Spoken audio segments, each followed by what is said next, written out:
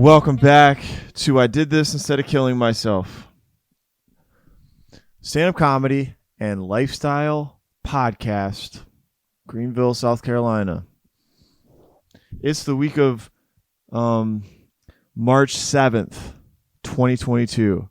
As of this recording, Russia is invading Ukraine. They're circling the Crimea. No, what is it? Kyiv, the capital.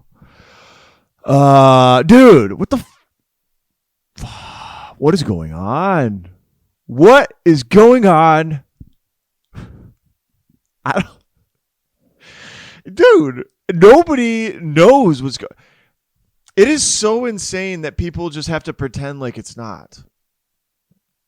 I don't know if you guys are history buffs, but World War II, I don't know. I kind of am thinking about like when the Soviets and the Allies were invading on Berlin. It's all happening over there. What the fuck? And you know, I'm not big on conspiracy theories, but I have it on pretty good authority that we're headed to a global recession. Yeah.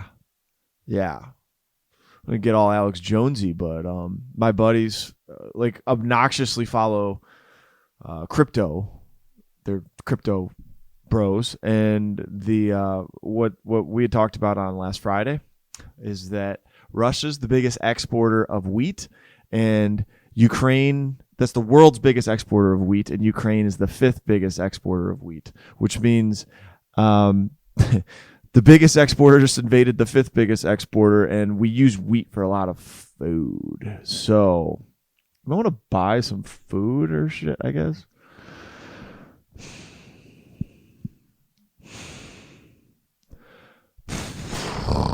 This mic just feels comfortable. Anyway. Yeah, because there might be a global famine by the end of this year. Also, there's like going to be a fertilizer shortage. And if China invades Taiwan, there might be a chip shortage. So I wouldn't worry about going to work, probably, because all you should really do is listen to this podcast. Or watch some stand-up. Because everything else is fucked. All right. Anyway, dude, but our guest today is awesome. I was just listening back to the episode. I couldn't stop laughing. Also, it's offensive as hell, so be careful. My guest today is Ballard. Jordy is Jordy. I call him Jordy. Jordan Ballard. He is a 23-year-old comedian out of Charlotte, North Carolina. He's performed all over the Carolinas, and he loves confusing audiences with his raunchy yet lovable humor. I'm going to play a clip from his stand-up. This is a clip from Jordan's stand-up. Where the fuck was I going with that? What was I talking about? Oh, yeah. So, like I'm 23. When my grandfather was my age, he graduated at Duke, been to the Army, had 2 kids with a third on the way, and now myself personally, I be chilling. Occasionally, I'll be flexing, and from time to time, I will even bust a nut. Yeah. All right, that's Jordan. Dude, the guy's hilarious. I'm jealous as hell. He's 23, and he's funny. So funny, so inappropriate. On this episode, we talked a lot about Down syndrome, Jewish open mics, the Iron Giant, and my favorite part was his movie idea called Big Dick Baby, a baby with a huge wiener that fights crime. So, dude, this episode, listen to this unless you're sensitive, but listen to this one. It's hilarious. Before we get into the episode, though, here's what's going on this week in local comedy, the week of March 7th, 2022. Tonight, Coffee Underground, No Expectations Comedy, hosted by Craig Holcomb, Travis Thubband, starting at 7. Get there early to sign up. Tuesday, Art Bar in Columbia. That's probably it's one of the best mics. Go down there. Patrick Fowler. DM him to sign up. Let him know you're coming. Get a spot. This Wednesday, Radio Room, hosted by Adam Schulte. Reach out to Adam to sign up. That's 8 o'clock, no cover. Thursday, Jokes Out Loud at the Comedy Zone, 8 o'clock. That's our local open mic. Sign-ups on Sundays at 5 o'clock on the Jokes Out Loud Facebook page. And this weekend, David Ketchner, Champ Kind, a.k.a. Todd Packer, is at the Comedy Zone, dude. It's going to be hilarious. Buy your tickets now because it's going to sell out. And I hope we get a chance to meet him. That'll be hilarious. March 11th through the 13th. He's got 2 shows on Friday the 11th at 7 and 9, 2 shows on Saturday at 6 and 9, and 1 show on Sunday at 7 p.m. Tickets available at greenvillecomedyzone.com. All right, that's it for local comedy. Hope you enjoyed my interview with Jordan, and hope you have a great week. Here's the interview. Probably. Well, this is Jordan Ballard. What's up, people? Dude, I'm super pumped. I do intros before the shows, but I told Jordan I was super excited to have him. Yeah. I've never spoken to you, really. We had one conversation. I think we talked about how I had to block my grandma on Facebook. Oh, yeah. Why'd you have to block your grandma on Facebook? Because she was just tired of seeing the shit that I posted. She couldn't figure out how to block me herself. Oh, she wanted to block you? Yeah, and she was like, how do I do it? And then I just had to block her. But then she what like, can you give me an example of something she saw that offended her that you? Oh, the specific post was it was about eating dirty panties out of a cereal bowl. It was something like to the degree of that. That was like a tweet. Like, you know what? It was just a Facebook post. I don't remember what even it was about. Was it a repost of somebody else's thing, or was it your? No, I think I was just like in the middle of quarantine, and I was like, I want to eat some dirty panties out of a cereal bowl. I'm so horny.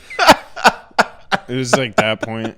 And your grandma's like, yeah. She's just commented. She's like, how can I block you? Oh my God. I had to block her, but she's fucking 86, so she has 9 different Facebook accounts. So literally like 4 days later, she's like, why am I still seeing your stuff? Yeah, it was good. Dude, that's amazing. That's great. I've only talked to you once, but I know you're freaking hilarious, and I was glad you came down. Drove all the way from Charlotte. Oh yeah. Yeah. Yeah, you don't get any snow last night, did you? No, did not. But I hate how cold it is. I think it's absolutely stupid.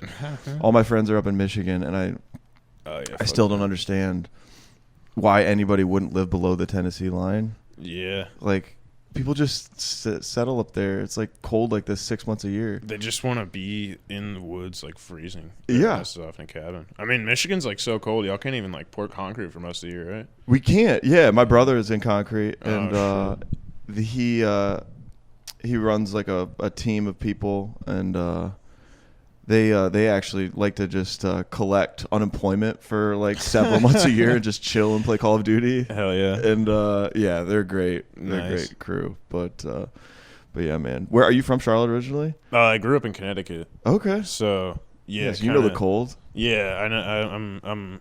I'm all about that shit. You're all about it. Yeah, you didn't bother you because when you came up here today, we kind of screwed up the GPS. Yeah, I just walked around for 20 minutes. Dude, I felt bad. You were like 3 blocks over. Yeah.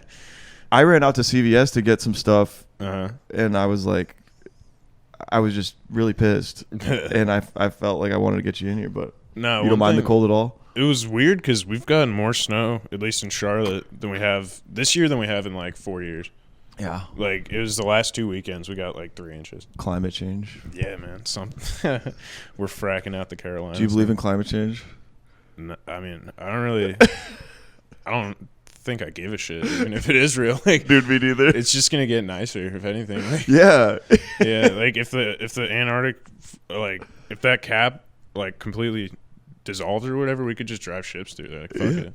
I mean, just drive ships right over the top of the globe, like right over the top. Yeah, we don't need to have like trade wars or open canals or anything. Yeah, I think I watched a Mike Tyson's Mystery. I was on that last night. A what? Mike Tyson Mystery. What's Mike Tyson Mystery? It's a cartoon Mike Tyson made with Adult Swim. Where is it new? No, it's been out for a while. Norm Macdonald plays a pigeon in it. Oh shit, yeah, dude. It's funny as fuck. But it was there was like a guy from China in Nicaragua trying to build like a passageway, like just for trade or something through the Arctic. Yeah, and then he's like Mike Tyson, I need your help to like get all of the natives out of here. Yeah. And then Mike Tyson went and saw the natives, and then they went back and beat the shit out of all the Chinese people.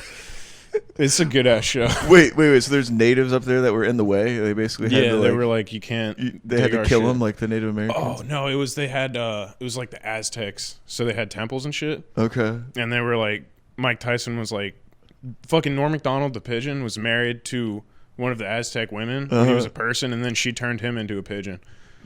And that was the story. Yeah, and that's why he's a pigeon now. And then they go up and they see these like hieroglyphs, and then Mike Tyson's like, what does this mean?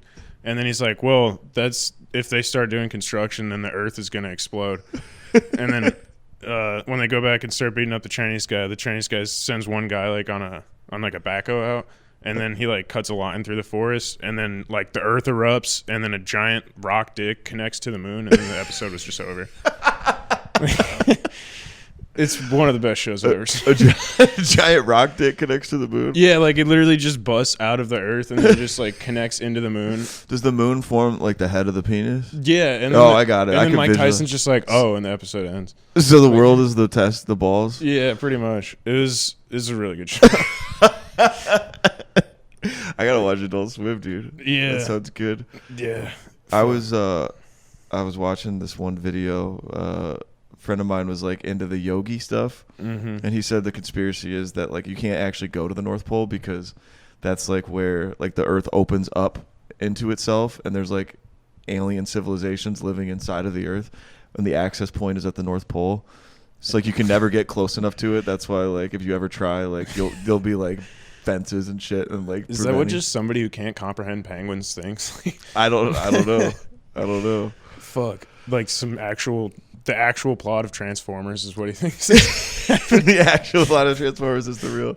Yeah. Is that the plot of Transformers? Yeah. There's like the Decepticons are. They buried what's his name in the second movie, the Michael Bay ones at least. Yeah. With Shia. Yeah. Yeah, that's like the plot. They have to go to the North Pole because fucking what's his name, Decepticon, the big dude, Megatron's frozen up there. Oh yeah. What's the good guy? What's his name? Optimus Prime. Yeah. He's Optimus Prime, Red. Dude, those movies were dog shit, man. Yeah, I know, but Shia is such a good actor, dude. I love watching him in movies. I like Shia a lot as a person. Do you ever follow any of his like breakdowns off stage or off screen? I guess I've seen a couple of them. Yeah, like he was a real problem with alcohol, I think, and he got hammered. And he told this account of one drunken night on it was Kimmel or Conan or something, and he was just open about all the crazy shit he did, and it was so funny. Like he was like, "Yeah, I'm a piece of shit." Like, no, there's it's like I think it's a gay choir in Los Angeles. They just did a song about Shia LaBeouf. Really? Yeah, it's funny as fuck. He's like Shia LaBeouf fighting crime and shit like that. I've not seen that. It's good. He's a good actor too. Oh yeah. Have you seen the movie Fury? No. It's a World War II tank movie. Brad Pitt is like the head of the tank crew. I know you're talking. Shia is one of the guys on it. Yeah, I think I've seen like parts of it on TV, but I haven't actually watched it all the way through. Yeah. That's weird because he plays actually like the most religious guy in the tank. Like he recites scripture and tries to get everybody to like be Christian before they die. And yeah, so not exactly who he is in real life, maybe. We're not gonna get into heaven. Fuck. So what shows have you been doing lately? What? Oh, comedy wise? Yeah. Oh yeah, let's talk about comedy. Dude, I have a show in Charleston coming up next Wednesday. Nice. With Matt Dietrich. Do you ever go down to Charleston? I haven't done stand-up out there, no. Okay. I was doing the club in Myrtle Beach for a little while, but they just I saw down. on your Instagram you had a picture of that. The Carolina Comedy Club, right? Yeah. How'd that go? It was a good little spot. I knew the booker, so she would let me come and do guest spots. I got family out there, too, so. Hell yeah, dude. Yeah. What kind of crowd was it? Because I've only ever done Comedy Cabana, the other one. Okay. It was interesting. It was mostly tourists. Yeah, is it like older people? Yeah, most of the time, yeah. That's the vibe I got when I was doing I did a couple of shows there. Yeah, like I had one bit that it was like about I have a baby, so I bought a gun. And like every old woman, whenever I do that bit, they're like, "What the fuck?" Is that the end of the joke? No, it's like I bought a gun. No, I had a baby recently, so I bought a gun. Fuck, dude, I don't even remember how my own joke goes. I bought a gun, but I don't trust myself with it, so I let her keep it. You know, I let her sleep with it in her crib. And yeah, she's actually out in the car right now, just holding it down. Yeah, with the gun. with the windows rolled up. Yeah. Dude, I loved your the joke I saw on your Instagram. You said your girlfriend's pregnant, but you're a virgin. Oh yeah, my brother got her pregnant. My brother got her pregnant. This is black guy. I let her. He sells me weed. I let him. He sells me weed, so I let him fuck her. Yeah, I let him fuck my girlfriend. He lets me call him my brothers. It's good. I'm sorry, I just did half your joke. I loved it so much, so I was like, I like that joke, dude. That one is like, that's quick, and it's like boop boop. That's one of the ones that I just kind of like was a throwaway joke. Yeah. And I have another one that's like, yeah, this doctor. I went to the doctor. Yeah, you know, this black guy sells weed, goes by the doctor. You know? Like, kind of like fit a stereotype in there. Yeah. Make it work. Fuck. So the Carolina Comedy Club, I like Myrtle Beach a lot. It's like a weird city to me because they have 2 comedy clubs and it's a tourist destination, but like I don't know that there's a lot of mics outside of that. I don't know if they have any mics out there. Yeah, it's weird to me. The comics that I met that are from there, they were like club comics. Yeah. Like they just performed in clubs. And they're good. Oh yeah. They're really good. Yeah. And but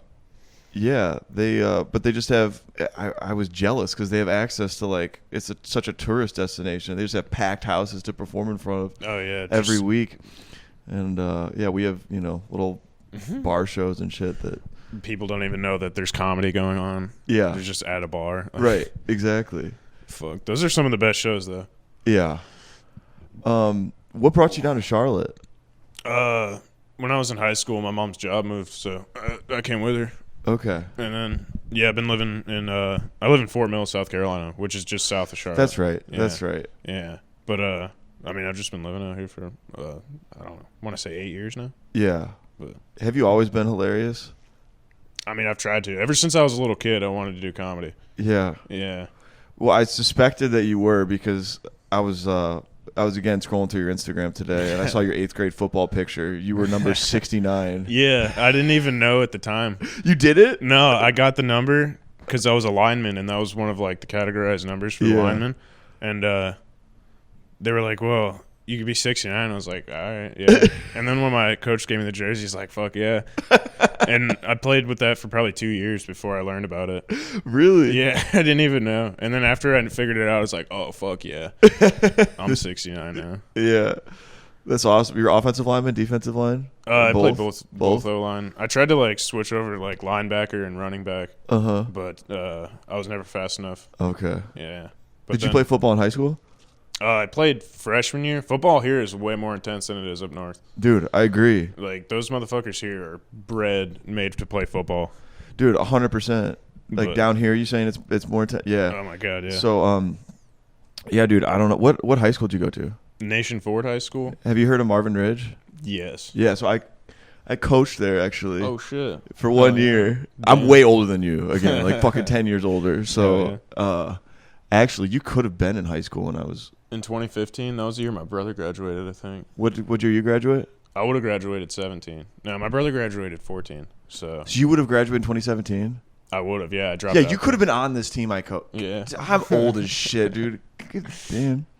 Yeah. Fuck. But anyway, this like I played up in Michigan, and I played in college at D2, and I couldn't believe how good like the level of athlete was here. Oh my God, it's insane. Because when I like the people that I knew that were good at football there, that were going to like college for football.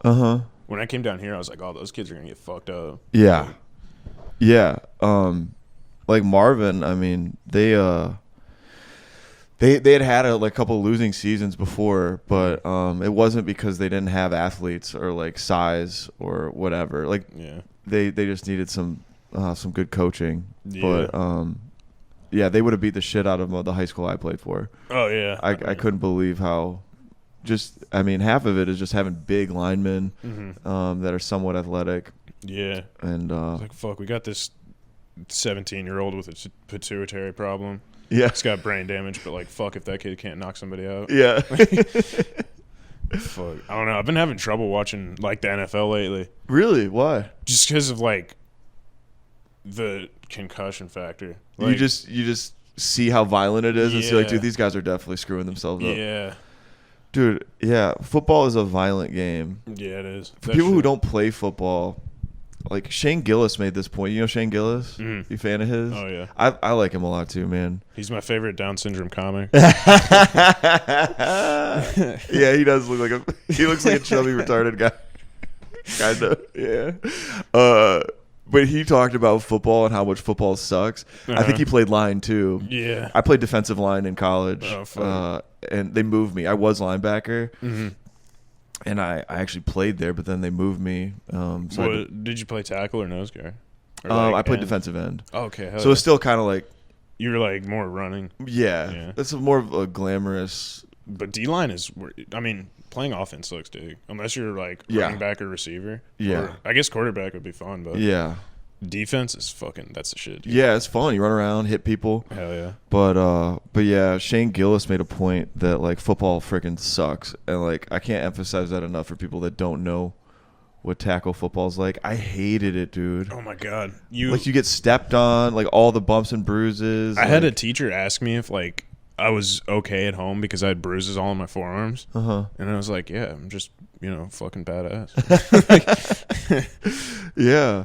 I remember the first year I played contact, it was 5th grade, and I had this idea in my head of watching the football on TV, how it'd be cool to have a helmet and like run around and stuff, but it's like heavy. Oh my god, yeah. And it's exhausting, and you just get beat up. Yeah. And I begged my mom to let me quit, and I just kept going after that because my parents wanted me to, I guess. Shit, I played lacrosse for a really long time. Did you like that? Oh, dude, lacrosse was my shit. That was objectively like fun. Oh my god, because the pads aren't that heavy, and like I played defense, so I had a long ass stick. So my job was basically to just hit people with the stick. The defenders in lacrosse, those sticks are super long. Yeah, it's like a 5-foot shaft. But yeah, it's literally like the names are all dick. Like it's shaft head. It's the names are all after. Yeah, but that shit, lacrosse is like. Those motherfuckers get rowdy. Yeah. Yeah. I remember knocking a good amount of kids out. Can you just, like, what's a penalty with the stick? Like, you can't just hit somebody in the shin with it, can you? No, it's pretty much like hockey rules. Like, no slashing, no cross checks. You can't hit in the helmet. But, like, pretty much, like, torso to, like, head. So you could just hit somebody in the, right here, this bone? Oh, yeah. Yeah. Like, fucking, one of my favorite things to do is, like, yard sale people, and that's when you just, like, spin around. And like whack the fuck out of him. Like, have you seen that video? Like winding up? Yeah, like have you seen that video of the kid do the one-hand golf swing? No, but I can imagine that. Yeah, he'll like go like that and then just swing the golf ball, and you can just do that same thing. Like, just wind up and fuck somebody up. Yeah, I think the rule is you can check somebody. It just has to be like 3 steps in front of them. Like you can't go running across the field directly into someone. Okay, it's like you got to like engage with them, and then you could just run up to them and like. So you could get like a 3-step. Yeah. Into them. Yeah, which it was fun. But winter leagues, we used to just go out and then like I would just knock kids out because I wouldn't even be playing for my town. My town was too small to have their own team. Okay. So I'd just go and play indoor, and that was you just go out and just it was Friday night and you just like mow kids over. It was awesome. Damn, dude. Yeah. Yeah, I loved hitting people in football. Oh my god. It was actually like a light bulb moment because like I was a real sensitive kid. I was, dude, I was a huge pussy. Honestly. Yeah, I was too. I've never been in a fight. I mean, even to this day. Really, you never been in a fight? Outside of like 1 or 2 conflicts in sports. Yeah. And one time I slapped a kid in high school, but it wasn't really like a fight. Right. It was just like, all right, you're gonna keep talking shit to me, I'm gonna hit you. Yeah. Yeah. I was always too nice. I was like always like desperate for my parents' approval or anyone's approval. Like my first, I don't know if I've told this on here before, but the first sport I ever played was t-ball. And I have a lot of aunts and uncles and grandparents since I was the oldest grandchild. So they all would come out to see, oh, David is playing his first sports game in like kindergarten. and I sucked so bad at t-ball. Like I would get out and like I knew I did bad, and I cried from first base all the way back to the dugout. I cried every time, and like my parents and all relatives were just like, oh fuck, they're like, well, Dave is gonna be in the band or something like. And, I mean, that was a big part of being a kid, is just like trying to get approval from people that you think have their shit together. Yeah, but I cared too much, like more than other. Yeah. But then football, like one time in 5th grade, I was playing football before I had kind of hated all the like the bumps and bruises and stuff. Have you ever done Nutcracker? You know that drill?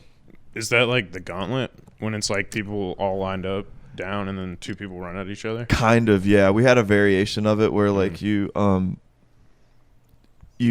lay on your back and like the other person lays on their back, and there's the football right here. Oh, yeah. And you like grab or maybe you could do it where one person's holding it, and you get up. Both they said hit, and you both get up and then run at each other at the same time. Yeah.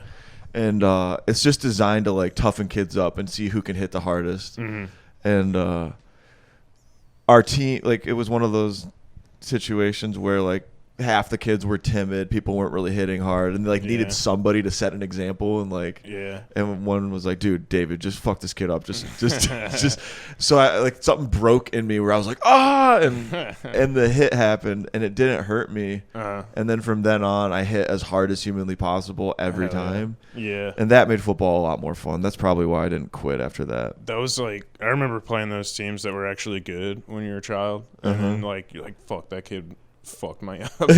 Yeah, but I feel like that's a definite like decision point when you decide to like hit people, like, and not be afraid to do that. I remember there was a kid I was friends with, and we played football together, and then we were both linemen, so they had us go together on a drill, and I was just so much more athletic than this kid. Like immediately off the bat, every single time I could just cut his ass.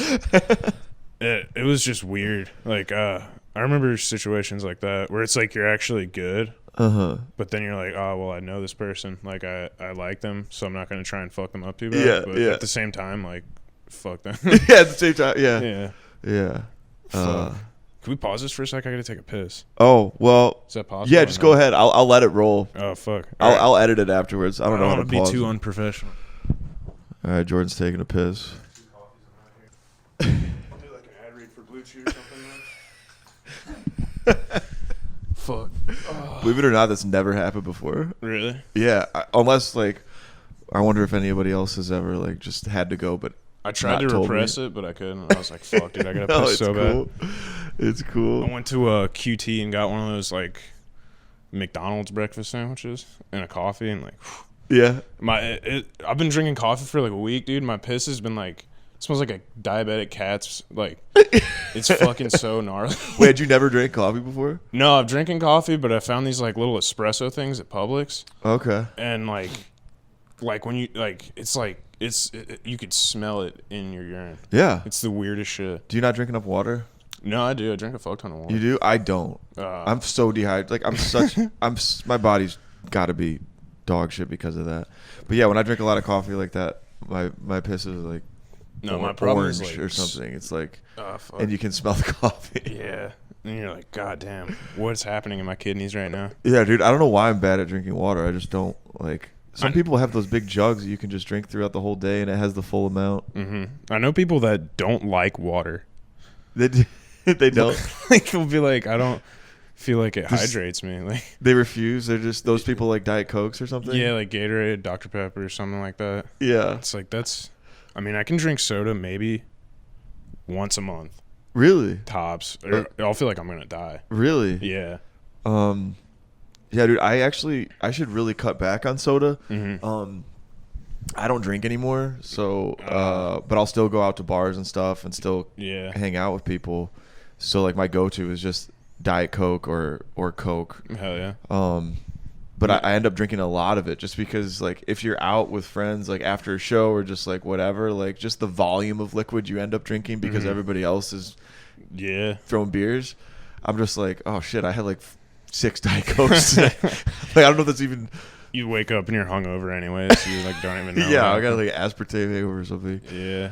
But no, that's my problem is that it's not necessarily what I drink, it's what I eat. I'll overeat like a motherfucker. Really? Oh my god, it's so bad. Dude, I think we might be similar in that because you're not fat or anything. Oh, yeah. But you eat like shit. Yeah, no, Yeah. I'll eat like probably like 5,000 calories in like 2 hours. What are your go-to binge eating things? Oh, I'll make like stir fry or fried rice or something. Okay. And then just they eat like half of it. Okay. Like I'll make like a serving and be like, this is for the week. But then you eat it all that day. Yeah, have like 6 bowls in one day. Dude, see, that's what would happen to me. Yeah. I don't cook at all, but if I did, I would. If it's there, I would eat it. Oh yeah, no. Or if cereal is something I'm really bad with. Okay. I'll eat a bowl of cereal and then eat like 6 bowls of cereal. Dude, I do the same shit. Yeah.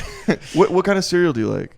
My go-to was Captain Crunch for a while, peanut butter Captain Crunch.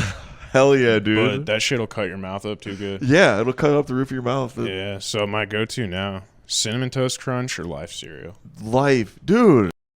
That's amazing. Yeah. I love those. But like I don't actually keep cereal in the house because like I don't really grocery shop. I eat takeout most of the time. Yeah.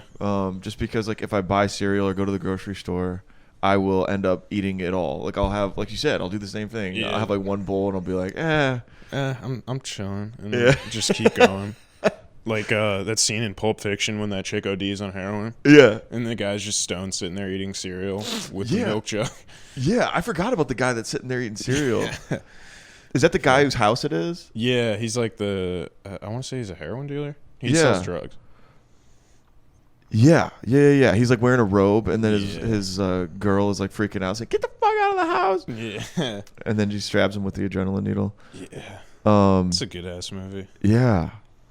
Dude, I forgot about the detail of him eating cereal though. That's a good. I don't know why, but like specific shit like that from movies stick out to me. Yeah. No, I like that stuff. That stuff is like after you've seen the movie like Oh, I've seen that shit 10, so many times. 20 times, then you notice all the little stuff. Yeah.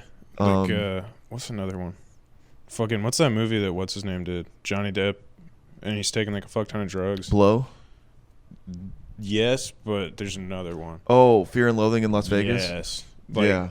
Oh my god, I've seen that movie so many times. When they do that like lizard scene, I could probably like quote it with them. Yeah. I have to be watching it, but like, yeah. I hate that I can't. I haven't seen that movie. Fuck. Have you seen the Big Lebowski? Yes. That movie's like, oh fuck, dude, I love that shit. Yeah. That one, like Grandma's Boy and Tropic Thunder, probably up there. Yeah. And then like obviously Will Ferrell movies. Yeah.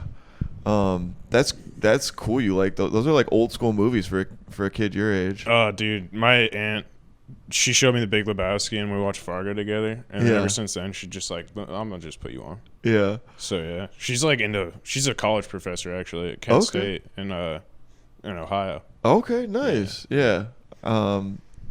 What subject does she teach? Fashion history. Fashion history. Yeah, fashion fundamentals. Okay. I saw one of her. I went to one of her classes and I saw my memory, and there was a chick full anime. Yeah. Like dress and everything, because it's like a liberal arts college she teaches at. Okay. So like, oh my god, dude, the motherfuckers that went there were hilarious looking. Yeah. So anime fashion, interesting. Yeah. So movies wise, so she turned you on to all these classic movies like Big Lebowski, dude. That movie, it's got a lot of like fucking great actors. Like Philip Seymour Hoffman and John Goodman. Oh my god, yeah. Yeah, I love Philip Seymour Hoffman's character because he plays like the butler to the rich guy. Yeah. Fuck, who's that guy that played? He's like, I'm Jesus, motherfucker.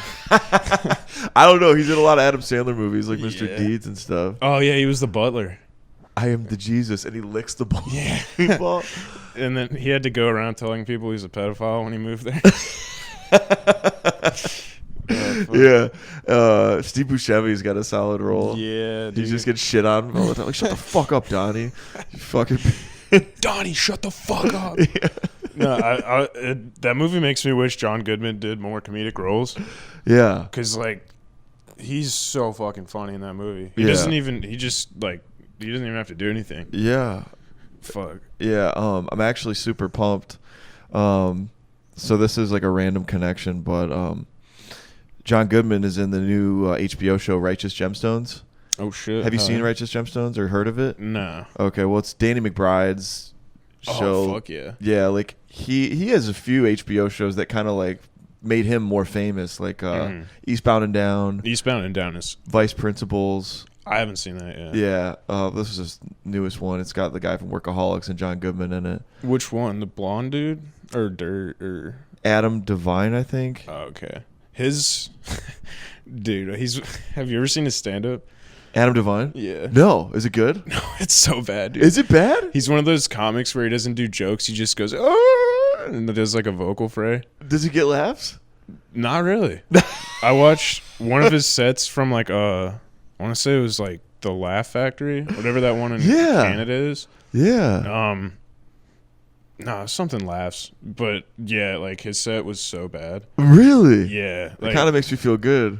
No, it was like, I mean, he's a good writer and he's a good actor. Uh-huh. But I don't think that like vocal fray like kind of shit. I don't know. That's not my sense of humor. Right. Like there's some stuff like Louis C.K. has a couple bits where he'll do that, but he's like saying something that's funny as fuck. Right. But, Right. Yeah, I don't mind when Louis does voices. Yeah. But anyway, there's a dude who's a bartender Mm-hmm.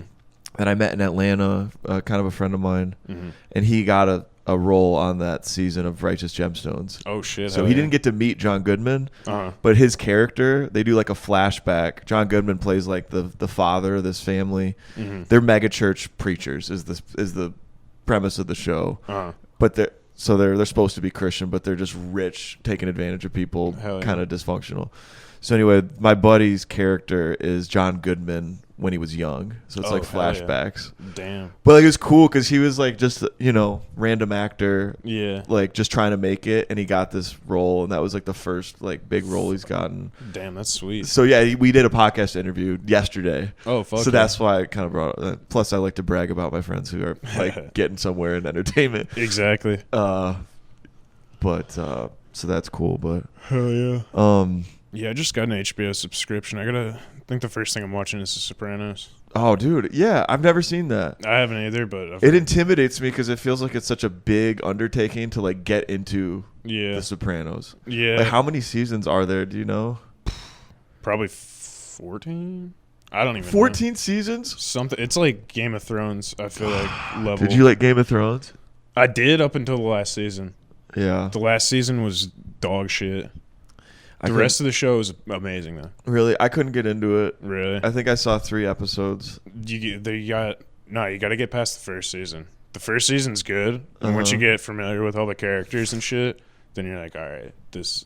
Are there like multiple plot lines that you have to? Is it hard to keep track of? Yeah, but it all kind of ties into each other at the end. But whoever that chick that plays Daenerys is, the blonde one, you see her titties like 40 times. You do? Oh, dude, it's great. She's the chick that's like the dragon girl. Yeah. The blonde dude. Yeah. Okay. Yeah, I'll you watch get to it. see her naked a lot. That's one of the reasons I was like, yeah.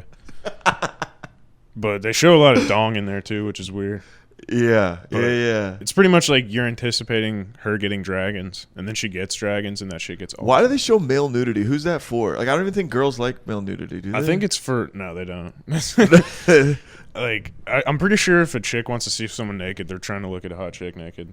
Yeah. Like, I don't know. Isn't that weird? Like, girls, like, even if they're not bi, they still appreciate the naked female form. Like, Yeah, I don't know. I think it's just because chicks are that hot. Like, it's... yeah. Like, there's...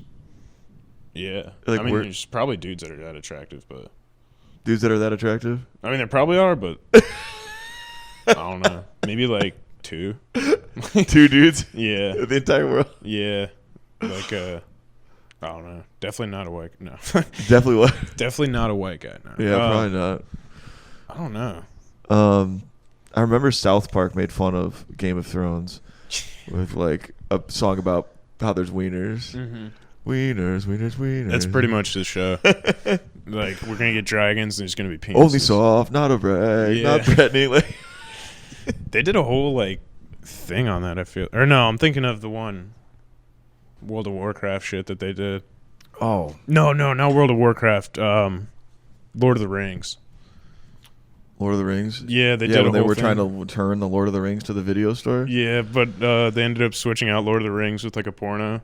Oh yeah, Backdoor Sluts 9. Yeah, and they gave it to Butters, and then Butters watched it. Backdoor. It's supposedly the most hardcore porno that's ever been made. Like, oh, not Backdoor Sluts 9. Yeah, and Butters watches it. Oh, damn. And he thinks it's Lord of the Rings. Yeah. Like, It shows. Have you seen the new shit they came out with? The pandemic special, and then like the Yeah. one where it's them as adults. Yeah. I've not seen it. I haven't either, and I specifically because it's on Paramount. Exactly. I don't have that shit. Yeah, it annoyed me that you have to like I mean, I don't download know. another streaming service. Now you have to like have like 20 of them. Yeah, because what the hell is even else on that? Like, Is Yellowstone on Paramount Plus? oh yeah, probably. Isn't that Yellowstone 18 annoys me. Really? That like everybody's into it. What is that? Is that 1883 show too? Is that the same thing? I don't know. I don't know. I heard my boss was telling us about that one day, and I was like, dude, fuck you. Dude, the guy that runs the company I work for is so weird. He'll like tell, I guess what he thinks is a joke, and you're just standing there and you're like, dude, what the fuck are you talking about? Do you have an example? Like he was yeah, well, all right, so it was the week after Christmas, and it was like just me and this other guy working, and for 45 minutes one day he just was like talking about how he hates the Chinese. He was like, yeah, we're waiting on glass for these houses and we can't finish the houses because these fucking Chinese are like, and he's just like just saying all this insane racist shit about Chinese people, and I'm like, dude, what the fuck? And then he'll like at like later in the day he'll like say like some kind of reference and to what he was talking about earlier. He'll be like, yeah, and that's why something about China. And you're like, dude, what the fuck? Like, These aren't jokes. yeah, I'm like, what is the context supposed to be like? I'm supposed to remember your 45-minute rant you gave to us this morning. Yeah. And then after he did that, my boss was like, yeah, he does that to us every morning. Like, and my bosses are both like hardcore liberals. Yeah. Oh, are they? They just have to sit there and listen to this fucking like racist 70-year-old guy just say like insane shit from Fox News that he heard. Yeah. It's great. Yeah.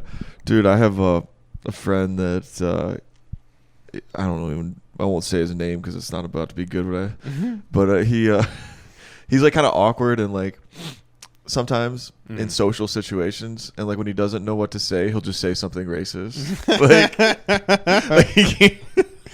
Damn, that's like, so funny. Like, he's like, yeah, like black people. Like, that's funny, right? Like, no, dude, that's just a racist. What kind of form of autism is that? Because I think I might have it. He'll just say some horrible shit. There's like, got to be a specific name for that. or he'll be like if we're hanging out, like playing, like we'll play up funny clips on YouTube or whatever. He'll pick one that is just like so. Yeah, it's called like Black Sunshine. And it's about just a cop beating the fuck out of a black guy. And he's like, it's relatable, right? Like, No, he's got one where there's a guy who does a backflip off of a roof, who's and it's like this dude who's like kind of in the hood doing it, and I was like, dude, I don't feel right. oh wait, is it that one where he jumps off like a 2-story building? Yeah. Oh my god, yeah. Yeah, and it's ridiculous, but I feel like the way he was laughing at it was kind of racist. I was like, dude, I don't feel comfortable. Like that. There's definitely a name. There's got to be some kind of like category for that in mental illness. Yeah, where it's just like you don't know what to do, so you're like, let's band together. yeah. I think it actually makes sense because like you're afraid of like outsiders, so you immediately go to condemning something that's not like yeah, that's different. Yeah, that's get him. All right, I'm really glad I didn't say his name. We just went kind of hard on that. But. I mean, that is a hilarious concept. Yeah. Does he do comedy? No. I was gonna say. No. Like just on stage and it gets awkward and you're like, so Puerto Rican stab people, right? Like, so how about the Jews? Yeah, got this Chinese bitch up here. What are we gonna do about that? Fuck. I've seen comics do shit like that, but like black comics do it the best. Like just in completely off color. Yeah. Just like you can do it if it's like self-aware. Yeah. Like have you seen that Steve Harvey special where he's in the yellow suit? No. Oh, dude, he does this one bit where he's like, I'm sick of these Iraq motherfuckers. He's like, I'm tired of this. I can't be waiting for no oil and going to no damn war. He's like, what you think an old motherfucker gonna do in war? He's like, I go out there, I'll shoot everybody. He's like, I don't give a fuck. I see a woman crossing the street. He's like, I see a child. He's like, I don't give a fuck. I'm trying to go back Steve home. Harvey's talking about shooting kids in this? Dude, yeah. His stand-up is fucking so savage. Really? I love Steve Harvey's comedy. I've never seen Steve Harvey's comedy. Oh my my exposure to him is like Family Feud hosting. That's yeah, all. and that's what people know him as. But if you watch his stand-up, you learn about the real Steve Harvey. Yeah. It's hilarious. Well, I had a hunch that he might be savage because like every once in a while in Family Feud he'll like have these just really good comedic moments where like they'll say something and he'll be like, hold on now, like what the heck? Like, brother man, I could just tell like, he could go in if he wanted to, but he's like on network TV, so we like, can't. I ain't even about to tell you about to win this Cadillac Eldorado with the bubble window in the back of it. You finna sit down, white boy. I ain't giving you $50,000. Dude, that's actually one of my favorite things to do is like especially at an open mic, if there's like a white comic on stage that does something that's like corny, not funny, or just really weird, I like to look at a black audience member's face. And they're just this damn white boy. it's like this guy, like what is? I'm just like, You because guys- obviously they're right in their reaction that it's dumb as fuck, and then I'm just like, Do you know there's one guy that I remember coming out to all the mics here. He does like an Italian thing. oh yeah, Johnny. Something. He'll go up there and be like, "Oh, mom, spaghetti." Dude, watching that guy do An that, older Italian guy, right? yeah, watching him do that and then seeing a black comedian, Yeah. like, does that? He's like half Chinese or something, and he hates his dad, and his dad's like a cop. Do you know what I'm Wait, talking that's about? another guy you're talking about? In Greenville, yeah. He used to go to the radio room all the time. Wait, describe him again. He would be like, I'm Hashtag- bisexual. He looks like a giant Channing Tatum, but more Chinese and buff. I have no idea who this is. He He may hates not his come out father. anymore. He hates his probably- father. Yeah, that's like most of his yeah. material. Yeah. Dude, I do remember him. Yeah. He hasn't been out in ages. I liked watching his face when that guy was up there. Dude, that's how long it's been since I saw you. Yeah. Damn. The same people don't even do comedy anymore. No. Fuck, I forget the Italian guy's name. I think is Johnny. He hasn't been out in a while. Dude, dude. He got kicked off stage at Radio Room because he did a trans joke that was so offensive to trans people. He said something about how the bathrooms, how he was excited because he's like, bathroom upgrade, woo, I'm going in there.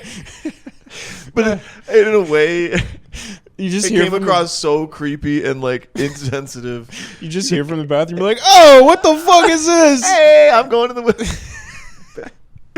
Yeah. He's like, pack the court or like. Fuck, dude. He goes in there. He's like, "Oh, I just said Blue Lives Matter. Come on, they protect us." Yeah. Yeah. Oh no, there was And then one. Adam went up there. He's like, get the fuck off the stage. You can't be saying that about my fucking people. Yeah. My wife is a beautiful person. Yeah, dude. No, there was one kid at that mic we talked about when we first started, and yeah, he was just so bad at comedy. Which mic? The it the- Starlight, the Jewish room. Oh, yeah. So like this kid went up, and the first thing that he did was he started singing like the national anthem. Uh-huh. He goes hello, and then he's like, I'm an opera player, and like sung for like maybe 2 minutes straight. And then when he ended the bit, he goes goodbye. And then after that, he just nobody like even like looked at him for 5 minutes. And like in the middle, Wait, he was still on stage for 5 more minutes? dude, and he fucking he's just doing awful. And the host comes up to me, he's like, "Hey, I'm gonna have you go next." And then the first thing I did when I went up there was just like, hello. I was like, I'm not subjecting you guys to that again. Yeah. Do people laugh? Oh, yeah. Yeah. But, oh, man. Yeah, I love those people that are just so bad at stand-up comedy that you're like, oh, well, I might actually be able to do this. Yeah. They give you hope again. It's weird. Because, like, I don't know. I mean, like, I've done bad, too. So, like. Oh, yeah, I've done really bad. Yeah. But then, like, oh, fuck. But there is those There's a limit where people you're you like- see that are like, what is going on? It's like, you've been here. You've done this for years now. Yeah. Yeah. Like, How do you still not how understand? have you not figured out, like, a little bit of, like, what Even is kind of good? Like, yeah, like a minute. Like, yeah. just one phrase that works. Yeah. It is fun though to see the people just have no objective right stance. It's good to see. I mean, it's well, like weird people get into stand-up comedy, like Oh my god, weird people, you know, and like I mean, I actually do like respect anybody who tries it for sure. Oh yeah, no, I despite like shitting on the bad people. But all of like, these people that I'm making fun of. I respect so much more than anybody that's like. it's like, how could you continue to do it? Yeah, I mean, I had one guy at the last job I worked at, and he told me that he was quitting to make TikToks. And when he told me that, he's like, "Yeah, now I'm gonna be a comedian too."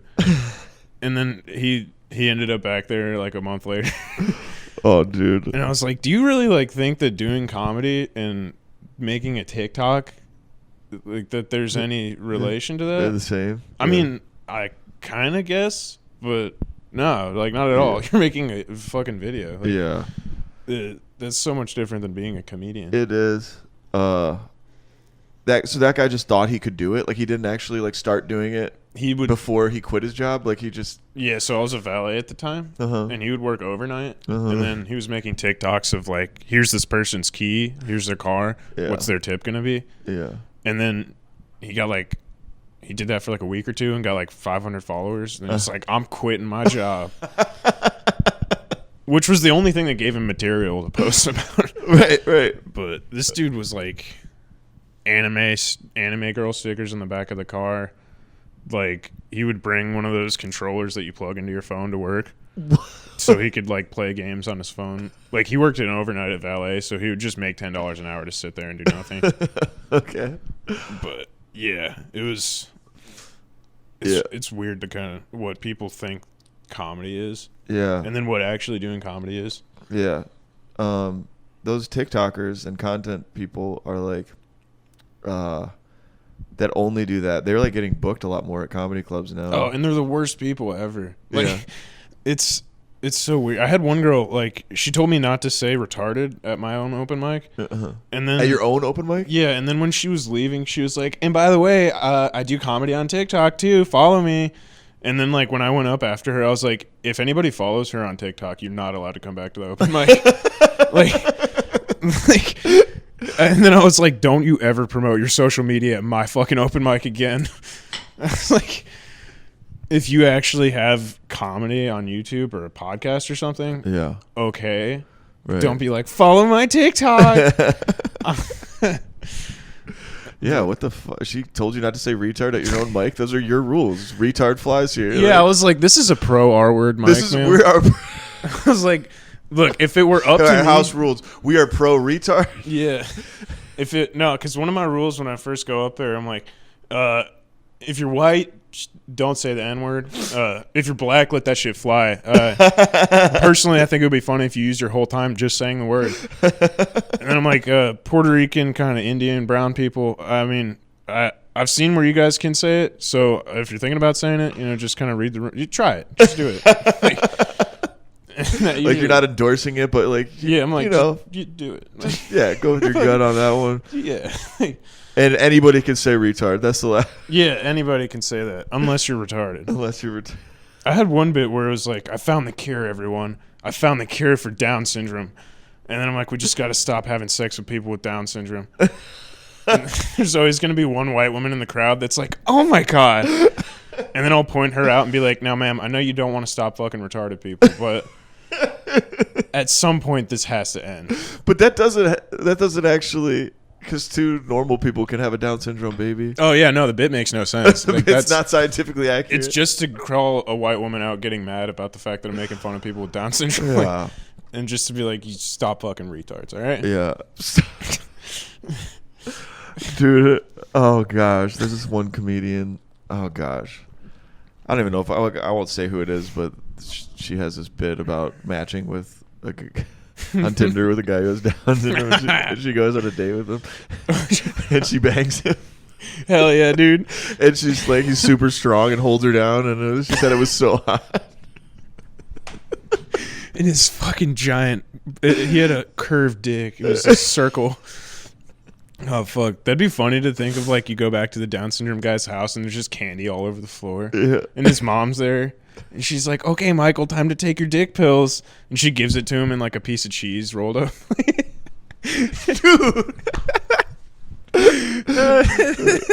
She's like, all right, Danny, sit. And he like sits down like a dog. Dude. And then she's like, okay, you can go lay in the bed now. I'm going to bring him in and he's going to be strapped on at first. But then once he gets going, you can take the straps off. He's going to be strapped down. Yeah, he's got a muzzle on and shit. Oh my God. His dick's just fucking like 2 feet long and hard as shit. He's like, I'm ready to go. Dude. Oh, fuck. Thinking about fucking retards is awesome, dude. It's so good. Their dicks are huge. Are they? My stepbrother has autism, and he's like probably like a solid 12. Like solid. And it's funny because his mom would always be like, she'd get drunk as fuck because she was married to my dad. And then she would be like, it's a shame that he was so blessed. She'd be like, everybody in our family would say that it's a shame he's so blessed and he's never going to get to use it. And I'm like, he could use it. Yeah. Like, he could use that shit if you let him. Like, I mean, they could date, right? Like him? No, he has like a 7-year-old's mind. Oh, that's like he'll start dating and then be like, so why don't we go to the schools? Like, like let's go capture kids together. Like, what? Yeah, dude. A lot of the times, capture kids. Yeah, because a lot of times with people that are like very mentally ill or like disabled, that they don't understand like the sexual, like their brain is still a child, but then they're an adult, right? So sexually, they're just kind of like, I guess I fuck whoever. Like, oh, geez, yeah, like this person that's is a problem. Yeah, and that's why they have Texas. What? That's why they just kill them in Texas, I guess. They do? Oh, dude, they execute the fuck out of retarded people. No, they don't. Yeah, look it up, dude. What? There's so many stories. Have you seen the Green Mile? Yeah, that took place like the 20s, didn't it? Yeah, but that's like literally what happens in Texas. Still? Oh, dude, yeah, to this day. They execute the mentally handicapped? Yeah. Oh, yeah, for sure. Dude. Like, without a doubt. Okay. Which... we should maybe fact check that. Dude, they round them up at like ranches and put them in pens and then... Yeah, pretty much. They're like, oh, this guy killed a puppy. It's like that, what's that one book of Mice and Men? I haven't read that book. It's basically this guy. He's got, I don't know if it's his brother or just somebody he knows, but they go and work on farm. Like they have to keep moving from town to town because they'll get jobs on farms. And it's Lenny and somebody else, but Lenny's a retarded guy. He's huge as fuck. And this guy that he's with just takes advantage of him. He's like, yeah, I'll get him to work, and he just does all the work and fucking. Yeah. But then he ends up like they're at a farm and he's like petting a puppy. His problem is that he's like petting stuff and he's so big that he just fucking crushes it. Oh, okay, so he doesn't know his own. Yeah, and there's this one chick. He like ends up hugging her and he squeezes her and kills her, and they gotta like leave town. And then in the end of the book. Oh, he kills her because he hugs her too hard? Yeah, that's like his thing. Is like he's like, oh, look at the puppies, and he picks it up. He's like, oh, I broke the puppy. Oh shit. Yeah. So they got to put him down. Yeah, pretty much. That's like the end of the book. Is my God. He takes him out to a lake, and then he's like, their fantasy is like, we're gonna get a farm, we're gonna have bunnies and all this shit, and he's like telling him about the bunnies, and then he just shoots him in the back of the head. Oh my gosh, dude. Yeah, I read that in like the 5th grade. Dude, that's fucked up. Yeah, that was one of those ones. I feel like I'm really ignorant to this too because I haven't. They don't let kids I know read the them name anymore. of the book. Yeah, of Mice and Men. Yeah, there's certain books that kids aren't allowed to read anymore. Yeah, sounds like that one was probably a good call. What's that? To Kill a Mockingbird is another one. Yeah, that was I don't even know what happens in that book either. I feel like it's illiterate idiot. There's like a lawyer, Atticus Finch, and then he's got a kid. And then there's somebody named Boo Radley. I think that's a black guy. It's like Mississippi in like the 30s or 40s. Okay. Super early into Jim Crow and all that. And somebody like frames a black guy or something, or he's like wrongly executed. Okay. And then this guy goes to like figure that out. He's like a lawyer.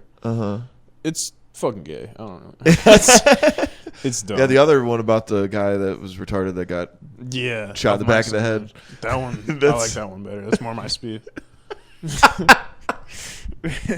That one I can get a little bit, relate to the characters. But yeah, that was the reading list, dude. They don't let kids read those books anymore.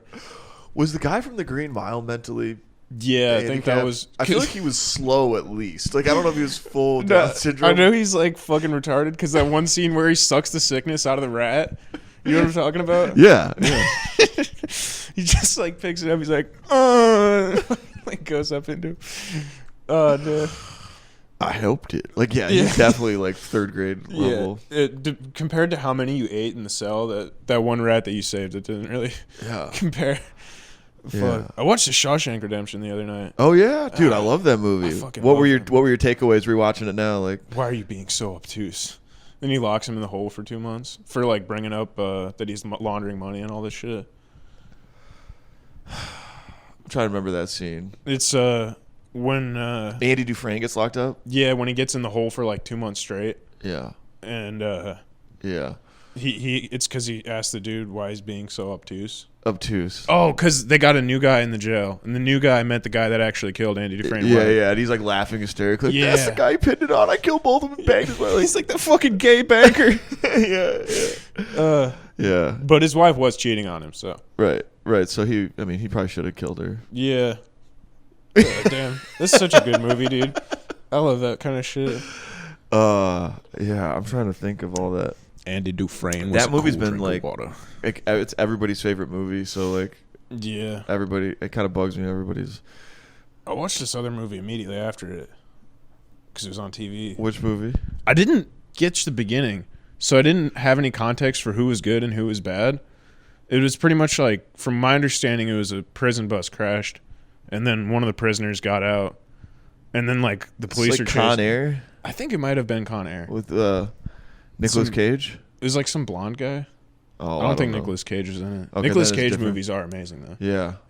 What was that one? Ghost Rider. Yeah. Dude, I thought Nicolas Cage got bankrupt and then had to do like any movie that was offered him. So Ghost Rider was one of them. Dude, it's like my favorite scene right in the beginning when he's like riding a motorcycle and he's Nicolas Cage, and then he's like, all right, let's do this, and he flips his glasses down and turns into Ghost Rider. Oh man, I watched Schindler's List last night. Oh hell yeah, that shit is a banger, dude. I don't know why. Like, I don't watch it for pleasure. Like, yeah, that's not one of those movies that you watch and you're like, damn, this is good. Yeah. like fuck. I mean, it's a good movie. Uh-huh. I don't know. The World War II, it just fascinates me because I don't know. It was just so nuts. All that stuff that happened, like all the people that died.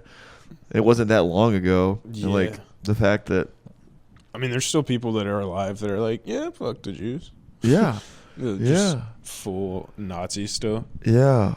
And the guy who played, you've seen Schindler's List, right? Like, you remember? Yeah, I've seen bits and pieces. Oh, okay. Yeah. Do you remember the guy who's like the main Nazi who like runs the work camp and kills everybody arbitrarily? Yeah. That guy's so bad. Like, he's such a, oh my gosh. We have the Jews here. He just like goes out on his balcony with a sniper rifle and just shoots random, like, yeah, dude, just out of nowhere. Yeah, that movie's fucked up. It's really messed up, but yeah. I like going back and watching movies that are just, I know aren't good. Like I watched Iron Giant like a month or two ago. Really? And it was, I was so drunk by the end of it that I can't even remember what happened. Like I can only remember the first maybe like 30 minutes. That's like a Disney movie, isn't it? Yeah, it's like this kid meets a robot. And then the robot like beats up his pedophiles or something like that. Or maybe he's like friends with the robot. It's like a Clifford kind of story. Wait, what? Yeah, this kid like makes friends with a giant robot. And the robot beats up pedophiles? Something like that. Or he like has to keep the robot safe because somebody's trying to fuck it up. Wait, there's pedophiles in this movie? I want to say yes. How many beers? First scene, kids getting brutally sodomized. And a robot comes in and eats the people. And he thinks the robot's there to save them, but the robot's actually there to also sodomize the kid. So the robot just kills... The robot kills the dudes that are sodomizers so he can have them to himself. And then he's like, I know more kids. Like, I could... You don't have to fuck me anymore. And the giant's like, no. I only want you, dude. Yeah, like, and then the movie just ends. From my understanding, that's how it went. Oh my god. Fuck. Iron Giant, dude. Iron Giant, 2017. Oh, dude. Dude, oh my gosh. It's funny you brought up Iron Giant. There's so many weird there was a bit I wanted to work on like that was just like total nonsense. Like you say, like my favorite part. It was even that movie. Really? Like yeah, my favorite part of Iron Giant was when he took the kid away. When he killed the kid's rapist. Oh, dude. Fuck. I had this it's idea. A weird choice for Disney. Like I had this. Well, I actually wrote like the whole backstory to it, but it's this movie called Big Dick Baby, and it's about a baby that has a giant dick that he fights crime with. And the running joke throughout all of it is that he's always saving women. yeah. And then once he saves the women, they're like, "Wow, this baby's dick is so big." And then they fuck him, and they end up getting arrested because they fucked a baby.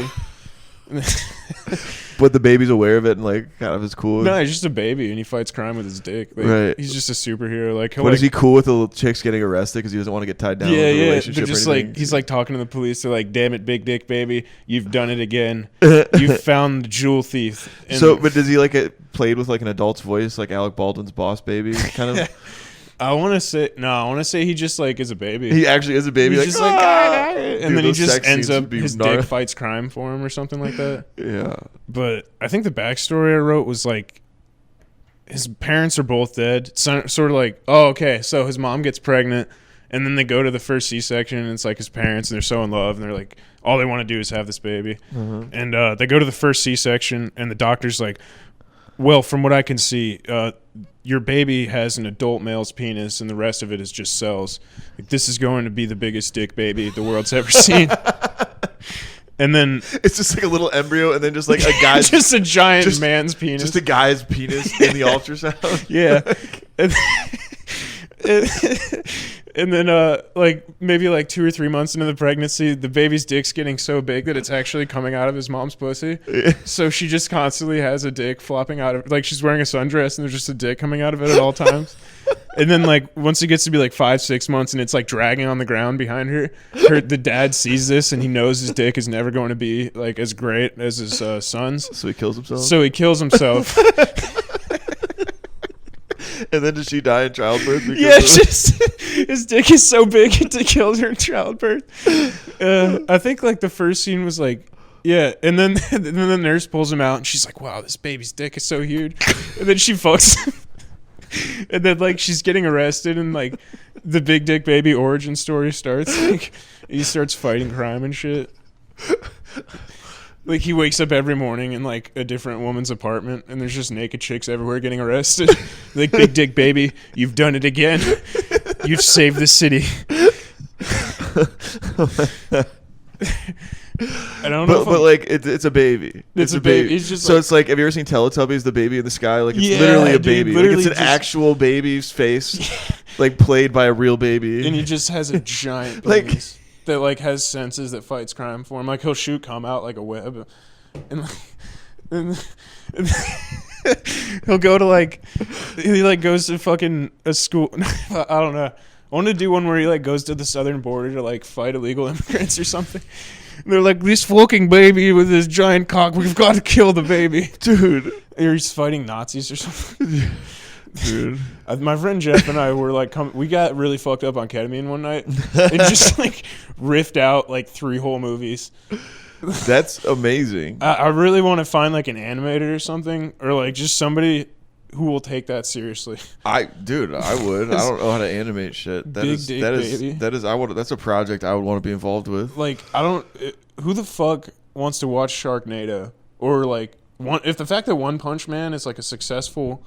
What is One Punch Man? It's literally an anime about just a superhero that punches people once. And then they die after one punch. Like every episode a new Yeah, that idea is like, that's the idea. That's it. Yeah. Big Dick Baby is so much more robust, yeah. He and can like all the shit you could do. He can bust and shit, and like there's like the amount of women that are pregnant in prison. So what happens to the girls he impregnates? Like, all his offspring have big dicks? Oh man, I want to make like a prison gang. That'd be a good like for like a second or a third movie, like a villain of all the women that fucked him. Yeah. And they're all like together in a gang. Yeah. And they're all like have his babies. Right. But then he's a baby too, so they fuck with him Yeah. more than their mothers. Yeah. Just nonsensically babbling. What happens if a chick gives birth in prison in real life? They definitely put the kid in the system. Put the kid in the system. Yeah. Yeah, or they have. So like, there's like an orphanage of big dick babies. Yeah. Maybe. And he goes and recruits them. Yeah. I don't know. Big dick. But like some toddler. of them turn against him because They're evil. they hate their father. Yeah. They're like, you just fucked my mom, and he's like, God, goo goo gaga. He's like, I'm a baby. So it says here that your father was born in 2020, and you're 2 years old. Yeah. Oh fuck. I like this idea. Yeah, it's. Hopefully nobody steals it when they hear it on this episode. I mean, you can try and steal that if you want. I'm pretty sure I got it in my notes. I could take that shit to court. Yeah. You got it in your notepad. Yeah. On your iPhone. Mm-hmm. Like, this is when we documented it on this ketamine trip. Yeah. Man. That shit was fun. Yeah. Dude. Big Dick Baby is a big. I got an idea for just a skit series too about a reporter named Richard Gere. And then like he only gets, it isn't Richard Gere, but he's named that. Yeah, it's like he only gets on interviews about like rodents too. Like the first one I wrote was like a construction worker found a rat in his quesadilla at a Taco Bell. And they're like talking to the guy, and they're like, "Hey, ain't you fucking Richard Gere, the guy that shoves like rats and stuff up his ass?" And he's like, "No, I'm actually a different guy." And they're like, Is that what the Richard Gere is known for? Shoving rats up his ass? Have you heard about that? No. All right, so if you watch South Park, you know like the gerbil. Yeah. Right.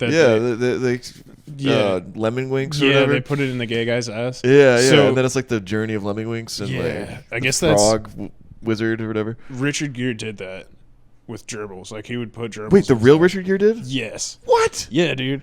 The actor? Yeah. You can look that shit up, dude. He's like into some really weird gay shit. God damn. These celebrities, they get bored and do crazy shit. But yeah, it's pretty much just a reporter named Richard Gere. And then everyone's like, no, it's a different guy. But is he actually still into it? No. No, he's not. He's It's just just a coincidence. And then he's like, why the fuck do they keep putting me on all these rat stories?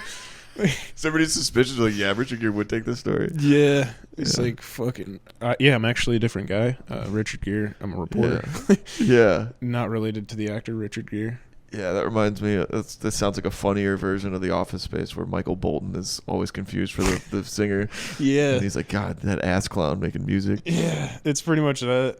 Except funnier. Like, I like the weirder funny. Yeah. I think the plot was like, oh yeah, I came up with it because my bosses, all they do is get high. Yeah. While we're at work. So the Richard Gere's like, and what do you gentlemen do for work? They're like, yeah, we're the guys. We show up, get to the jobs real early. We get high. Yeah. And he's like, excuse me? And then he's like, yeah, we get there first, guys. We wake up real early, get out there, start getting high before anybody else. And he's like, I don't understand how that's a job. He's like, oh, what the fuck? Who says what you're doing is a job? Yeah.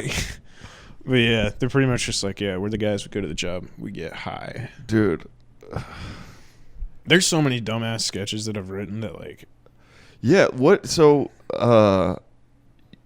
you write sketches and yeah, it's not even that like but I write them. Have you produced any of them? Like into like actual like whether you're recording them or like one of them I did was fuck. It was my friend Josh and I, and it's called Seasoned Chicken. And it's pretty much like I find a thing of seasoning in my kitchen when I'm about to make some chicken, and I put the seasoning on it, and then like I bite the chicken, and then I'm like, oh shit, and then I have another bite, and then I'm like, oh fuck, and then I turn into a black guy. So my friend Josh is like a giant black dude, and then he'll like take a bite and he'll be like, needs hot sauce, and then I'll like pop back in, and it's like the Hulk, like my shirt's off, and I'm like. And then I put some hot sauce on it, and I eat it again, and I'm like, and then it just turned into a black guy. So you morph in and out of being a black guy? Yeah, because I tried seasoned chicken for the first time. Oh my gosh! Did you post that? Yeah, it's on my YouTube. Yeah. Yeah. How'd it do? It was pretty good. I think I got like 32 views. Okay. I haven't really plugged my YouTube because I had a set on there for a while that was really bad. Okay. I have one set that I tried to record recently, and it was in a bar, but the bar was actually a good spot. Like, the crowd was being responsive. But I had my tripod set up right in the front of the thing, like a standing table. And my phone was recording on it, had my keys attached to my tripod. And then maybe 2 minutes into my set, a homeless guy walks in and then just sits right in front of my shit. And you can hear him talking throughout the entire set. Did you post that one? I posted a clip of it on my Instagram because I told this joke that was like, when my grandfather was my age, he'd been to the Army, graduated at Duke, had 2 kids with a third on the way, and now myself personally, I'd be chilling. And then like, I'd be chilling. Yeah, and then at the end of that joke, I'll be like, and occasionally I'll bust a nut. And when I say bust a nut, you can hear the dude go, ooh. And then you just hear his homeless ramblings throughout the rest of the set. What are you talking about? He's just like, oh, fuck. I forgot he touched my keys when he first sat down because my keys were right there in front of him. So they're just dangling, so he hits it like a cat, and he just... No, he's like, they're on the ground. He's like... And then I had to stop, and I was like, hey, dude, don't touch my keys. And then he was like, I don't touch the keys. And I was like, don't touch them. He's like, I touch your keys. Dude, yeah, I actually have thought about that before. Like, because I put my phone on a tripod to record sometimes too, but I was like, what would happen if like somebody just took my phone? Well, like, what would I do? I'd be like, no, fuck. Yeah. Like, you're on stage. Get him. Yeah. Yeah, you'd have to like stick people on them. It was weird. I mean, I bought him a beer afterwards. But yeah, that clip is ruined. It's funny as fuck to like get high and watch with my friends. Right. Because you could hear him. Right. So it's just like you could literally, it's his ramblings. Like he's responding to every joke that I'm telling. Yeah. Or he'll like. And he'll like tell a story about the topic of what you just said. Like I'll tell a joke and I'll be like, yellow mustard, green mayonnaise. Like, yeah. It's awesome. Yeah. But yeah, it was interesting as fuck. Oh, dude. How'd you get so funny, dude? You're 23. What the hell? When did you start comedy? My mom tells me this story that when I was in the 3rd grade, I got in trouble because I was standing on my desk. You just had a huge dick and you whipped it out. Yeah, I was like fucking my teachers. No, yeah. I was standing on my desk trying to tell jokes to people. Really? Yeah, I think I got in trouble for it. And then I don't know. It's weird because I always wanted to do stand-up comedy ever since I was a little kid because I have divorced parents. Okay. So I would get home every day and watch like Bernie Mac show and Comedy Central. And then Saturday mornings, like I would wake up and watch comedy specials rather than like cartoons. Yeah. So like just getting into that, I like love stand-up. And then I think when I was like 6th grade, I was 13 or 14, I was like, all right, I'm going to start doing drugs, get some stories to do stand-up comedy with. And then I ended up punching a cop in the face when I was on acid when I was 17. Holy shit. Yeah. And then I went to jail, went to rehab after that. And then when I was in rehab, like the first day, because it was like I turned 18. And then the first day of being 18, I went into rehab. And I was like looking in the mirror my first day of rehab. I was like, what the fuck am I going to do with the rest of my life? Yeah. And then I remembered I wanted to do stand-up comedy. Wait, so you did? Yeah. Like I didn't You went down the rabbit hole like for stand-up and then forgot at some point what it was for. And then you're like, oh shit, I just punched a cop in the face. Yeah, and then I was like, well, where do I go from here? And yeah. Oh yeah. I feel like I'm going to get a Vice show at some point. Like, yeah. They're like, this guy recovered. Yeah. No. Yeah. I mean, I did like a fuck ton of acid probably a month ago. Yeah. At a rave. Went to a rave for the first time. How was that? Dude, that shit was so awesome. Yeah. Oh my god, those motherfuckers are insane. Yeah. I remember I went out to smoke a cigarette at one point, and some guy came up to me, and he was like, "Can I use your lighter real quick?" And he had like a backpack on, and like looked like real clean cut, like he was in the military. And then I gave him my lighter, and then he just looks at me. He's like, "Acid? Never taken acid. Drugs? Never done drugs. All right, you have a good one." And then he just walked away. That's what he said to you? Yeah, I was like, "What the fuck?" Like, I thought I lost my phone at one point. We dosed the people sitting above us. Like, they were like, we were giving out tabs. And my friend How much was acid like, did you have? I took 2 the first day, it was my first rave ever. So going to the venue, I took like a bunch of shrooms. And then I thought the rave was happening when we got there, but we were just hanging out in the parking lot. And then we went into the rave, and I took 2 tabs of acid when we got in there. And this is the first show. But when I sat down, I was so high and confused. These old people next to us, they gave us lollipops. And they were like, here, this is for you. And I was like, is it weed? And the woman looked at me. They're just normal lollipops? Yeah, she was like, no. It's just Why were old people at the rave? They were like, it's like a Grateful Dead show, I guess. Oh, I see. That's like, yeah, if you did too much acid back in the day and you don't know where else to go, you go to raves now. That's funny that it just becomes like, this is like a family concert now. It was fucking great. That's interesting. But yeah, we dosed the people above us. Then I thought I lost my phone at one point. So I asked this girl above me, I was like, have you seen a phone? And she just goes, yes, I am high. I was like, fuck. Is that where you lost it? No, I didn't actually lose it. Oh, you got it back. I lost my phone in Myrtle Beach like 3 years ago. Oh, yeah. Yeah. I've managed to keep the one I have now for a while. Yeah, that shit was interesting. Yeah, dude. But then, yeah, been doing stand-up since I was 20. It took me like 2 years. So you're 3 years in now? Yeah. Dude, you're so lucky you started when you started. I'm like very happy that I realized that it was something I wanted to do. Yeah, dude. I wish I would have done it way earlier. I'm old as fuck now. You're still doing it. Yeah, no, I'm actually, I mean, it is what it is. I mean, it's hard to maintain like a regular life. Like all the time I wish I could just be one of those people that could get off work and go home and be satisfied with my life. Yeah. But you can't, right? No. Dude, me neither. Yeah, like I'll be at work and then I'll be like, are these motherfuckers just happy? Like yeah. Yeah. Dude, isn't that weird? Like it's the weirdest feeling. Like just a normal life. Like have a job, go home, and then do what? Like get pussy or something? Yeah. Like I don't understand. With the same woman? Yeah, like have a child and drink? Like what? Dude, I feel like anything people do outside of their job is to like just like an attempt at finding happiness. Yeah. They're like, I want to be a Bass Pro Shops professional. Yeah, we're like just society says I should like get married probably, so I'm gonna do that. Yeah. I'm bored. I'm gonna have a kid. Exactly. And then just that'll consume enough of my time, so I just won't think about killing myself. And pretty much. I'll just bide my time until I'm too old old to enough. do anything. Yeah. And then I'll find my joy in the.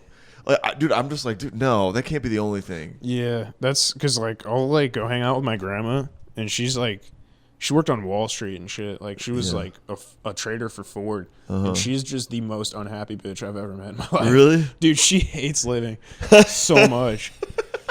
Like, and she makes like I went to her house one day and she's like, I made 20 grand today, and it's just from like she's so good at stocks and investing. Okay, and like. She's just like, I'll go there and she'll just complain. I'm like, you live at the beach. Yeah. Like you're never going to have to work again. Like and she's like, I don't like being old. Yeah. Like, it's like, fuck. Wish there was something to be happy about. Like, fuck. Right. Yeah. Comedy is that for me though, dude. But it like my whole 20s was like miserable because I didn't know. Mm-hmm. My whole 20s was like, what the fuck? Like those thoughts of like, what else is there? Exactly. So all I would do I'd set goals for myself that were super high and hard to attain, and then I'd get them. Yeah. And then I'd be like, that's what I make good money, but I'd still be miserable. So then I'd just drink on the weekends, party. Exactly. And then 10 years goes by and you're like, what the fuck? Yeah. Yeah. I mean, thankfully I save money now. Like I feel like I'm in a decent spot, but it would have been nicer to find comedy. Yeah. A little earlier. Mean, I don't know. It's tough because, like, I mean, my job now is fucking shitty. I work shitty hours, make shitty It's a day money. job, though, right? Yeah. So you can still do stand-up as much as you want. Yeah, that's, like, the main reason I have it. It's because I'm able to maintain it. But, I mean, the thing that I've found, at least with comedians that are trying to get into it, is, like, having a background in sports or like some kind of academic background or like recognizing that you have goals and something going on outside of like the daily routine before comedy, that really helps people be able to stick with it. Like the comedians that I see do good they're always like come from some kind of background that's either like sports or they played music or they have an extracurricular. That's a good like pattern to notice. I feel like that's true for me because like I'm used to, I also have a background in sales, so I'm used to getting told no a lot. So, like, bombing doesn't really crush me. Like, I'm just like, whatever. Yeah. I'm used to, like, getting shit on. I enjoy bombing. You do? It happens. It doesn't happen very often now, but when it does happen, I love it. Yeah. Because, I mean, lately, like, I'll be bombing hard as, like, if it's an open mic and I just don't care, I'll bomb. I'll purposely throw like the whole first minute or two, and then I'll just come in and fucking like kill the people. Okay. Like I'll do an actual joke or something. Yeah. And they're like, "Oh fuck."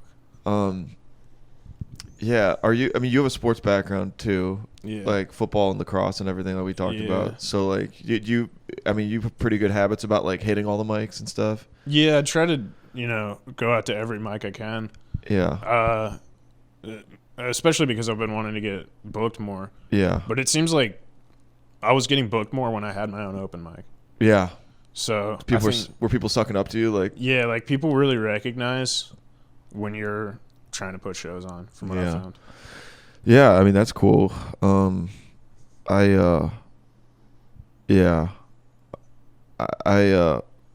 like when comics hit all the mics that they can. It bugs me when I see people that are like good and then they just like, I don't feel like it. Yeah. I'm like, dude, nah. you're fucking good. Yeah. Just go to every mic. I mean, it seems like it takes like 10 to 20 years of doing open mics to like get to a point where you're actually making like, I don't know, 25 grand a year to come. Yeah, I know. That's why I'm just trying to save as much with my day job to like be able to like do comedy and not expect anything out of it. Yeah, just take like a month of work off at some point and fucking go travel and shit. Yeah, or just do whatever. Yeah, I've been wanting to check out some other scenes. I mean, I'm gonna go to Atlanta, see what that's like. Have you been at all yet? Not yet. Dude, you're hilarious. Go to Laughing Skull. That's the one you doing. will destroy. Yeah. You will destroy. I'm excited for that. I want to go see like Nashville and shit like that too. Yeah. In Memphis. I hear they got good scenes out there. I've only been to Nashville once. It was a show that my buddy was putting on, but he had just moved there, and the show ended up being kind of horrible. Oh, really? Yeah, because nobody came to it, and I subbed in as host, and like I didn't know what I was doing. I bombed my dick off for my host set. I was like, dude, I'm killing myself after this. We went to Hooters after the show. I was like, dude, like this is So that was the only. I've never been to like any of the Nashville clubs, like Zanies, I guess, is the big one there. Yeah, Zanies. I think they have a Laugh Factory too. I heard Nashville comedy scene is interesting because like it's so dominated by music that like comedy isn't like that big of a thing there. Yeah. Like it gets overshadowed. Like people like to go see them. I follow one guy named Dusty Slay. Yeah. Yeah, he's from Charleston, I think, originally. Yeah. There's a guy that what's his name? I forget his name. He was a Charleston comic that moved. He's younger than Dusty, but now he opens for Dusty. Oh, wait, I think he was doing that Nashville show that I was on that was like nobody. Oh, really? Yeah. Fuck. None of us did that great, but I bombed worse than everybody else being first. Oh, my God. I don't know. That's the worst when you bomb as the host because then you're like, this shit is not going to get better. Yeah. I'm going to bring up this other guy, but like. They were like confused about my jokes, and I was like, oh, God. Damn it. Tennessee, I feel like, has got to have. The culture's got to be way different. Yeah, I don't know. Because South Carolina, the people here are relatively normal. Yeah. I mean, besides like the insane racists and all that shit, for the most part, most people are just pretty normal. Yeah. Yeah, and there's like everybody's represented here. I mean, you actually there's a lot of famous black comedians that come through Comedy Zone here. I watched do you know who Nick Lewis is? No. He's apparently he was like in the movie Friday and stuff. Okay. If you look him up and see a picture of him, you'll know who he is. Uh-huh. And I watched him do a show for Chris Corrado one night. It was like same situation. Nobody showed up. It was like 8 comedians maybe. Yeah. And there was this chick, my friend Ashley. She did her set. She's a really strong comic. She's like pretty new at it, and she gets booked like all the time. Like I don't even see her at mics anymore. She just gets booked. Really? Yeah, she's funny as shit. But she did 15, and then this dude goes up there, and he's like, he just like called her out for like 10 minutes, and then he's like, come up on stage. He's like, now let me tell you what you should be doing. He's like, I could hook it up. I could get you in a movie today. And he just like verbally harassed her for like 20 minutes. I'm assuming that bombed. Yeah, dude. Yeah. I mean, his whole set bombed. Like everyone bombed. Yeah. Like it was all because there was like 4 comedians. Like it was nobody in the crowd. Yeah. But yeah, no, he just like verbally harassed her for like 15 minutes.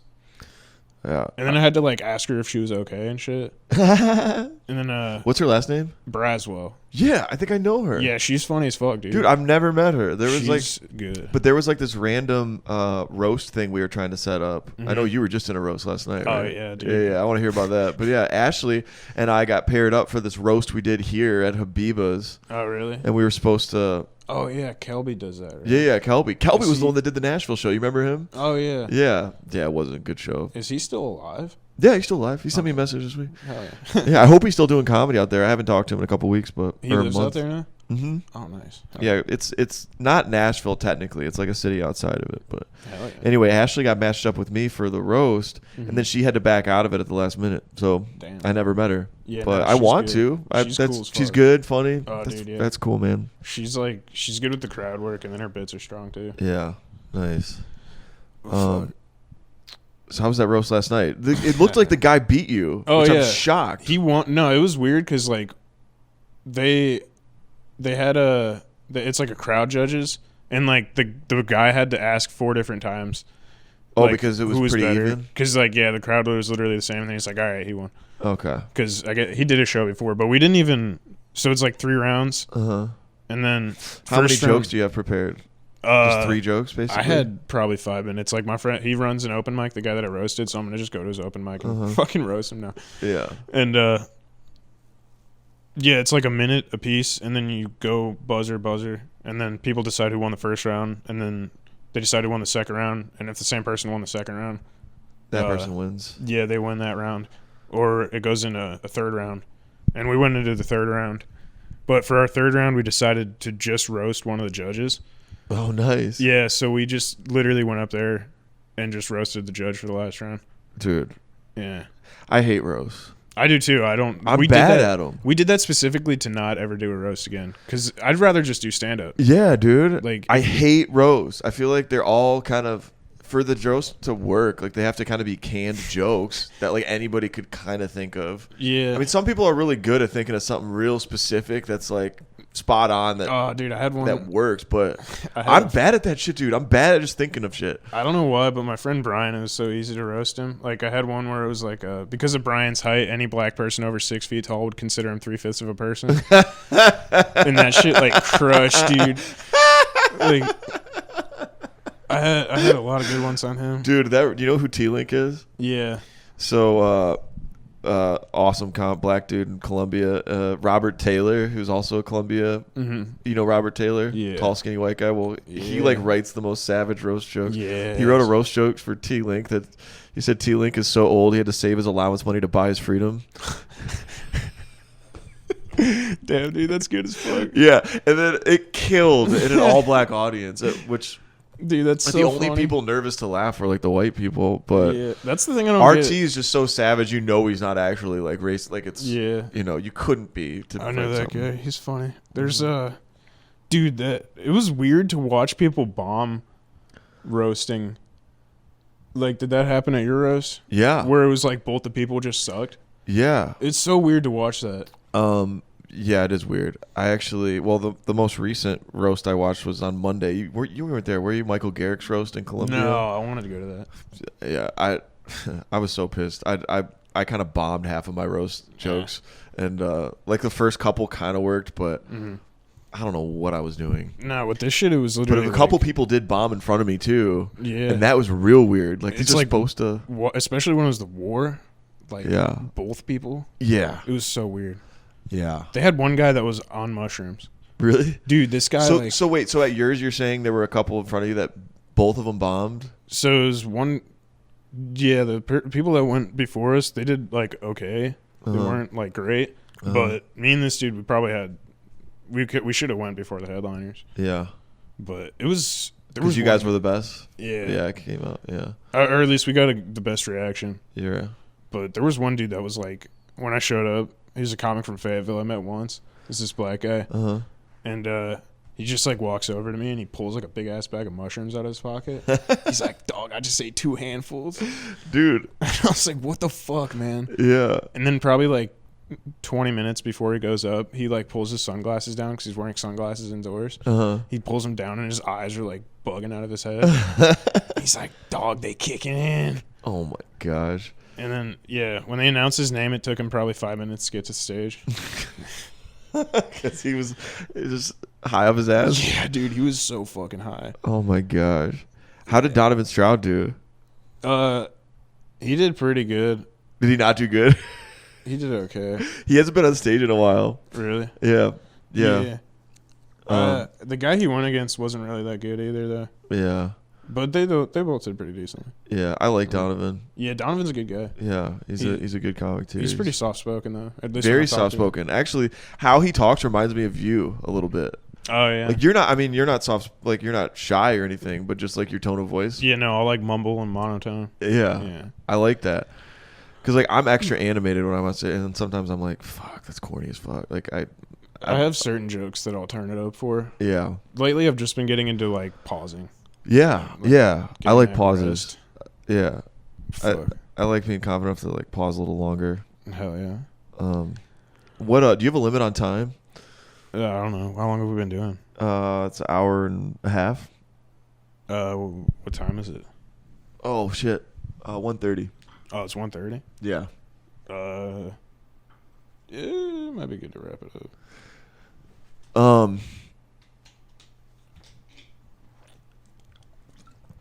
Trying to think of what questions I haven't asked yet. What do you want to do in comedy? Do you want to be like? I mean, have you set up like long-term goals for what you want to do? I want to work like clubs, I guess. I mean, I haven't really thought of a long-term goal really, but yeah, mostly just like getting work. You know, I mean, I guess building up to that because right now it's like I can get a guest spot if I really wanted it. Mm-hmm. But I want to get to that point where it's like I'm featuring, 25-minute clean. Yeah. Not clean, but like a solid 25 minutes. Yeah. And then, start headlining and shit. But I don't really know. When I think about because there's so much in the realm of that, that there's really a lot to be, I guess, striving for. Yeah. Yeah, I agree. It's weird to like plan what the next steps would be, and from a business standpoint. Yeah, especially when you're like, all right, well, I make X amount of money each month. Yeah, and I'm spending. I mean, you live so close to the center of town, you don't gotta spend gas, but I'll probably spend like, $40 a week in gas just getting to shows. Yeah. I still do drive a ton just because like I want to do a mic on Tuesday and there's nothing here. Yeah. So I'll go to Columbia or I want to start getting out to Asheville because I feel like if you just the scene here is really nice, and sometimes like I'll do jokes and I'll get a good reaction here, but I don't know for sure if it's good until I go out and test it somewhere else. Yeah, and then familiarizing yourself with like another scene with more people. Like I'm pretty tight with a couple dudes in Greensboro. Okay. Like Robert Avery. Avery. Every. No. Or I was thinking Steve Avery from Making a Murderer. Is that the name of the guy? I don't think so. The Netflix show? I haven't seen it. You haven't? Okay, never mind. Disregard that completely. That was fucking stupid. Okay. So he's in Greensboro? Yeah. Is that the place that has the Idiot Box? Yeah, so Jenny Stencil runs that. She's pretty cool. Have you performed up there? I haven't done an actual show at the club, but I've done her open mic a few times. Okay. Yeah, she's really cool. I mean, I don't know. I'm trying to figure out who runs like the Dead Crow in Wilmington. The Dead Crow? Yeah, I want to go perform there. Oh. Yeah, I've heard that's a cool club. Yeah, my friend Paul did a weekend there. Okay. So I want to go out there. Paul Snyder? Baeza. Oh, Baeza. Okay. Yeah, so I want to go out there and check that out. But yeah. You're fading, dude. What do you got any shows tonight? No, I think the next show I have is I have no idea. It's in my calendar somewhere. Okay. I'm doing a show for my friend David in March. Okay. Feel like I got 15 minutes coming up sometime in the next 2 weeks. Okay. I'm doing Penthouse next week. Penthouse? Yeah. With Chris Diorio, or is that? Gail's going to be doing that one. Okay. It's the Monday one. I did this showcase maybe a month ago. I gotcha. Yeah. Yeah, man. So, dude, we can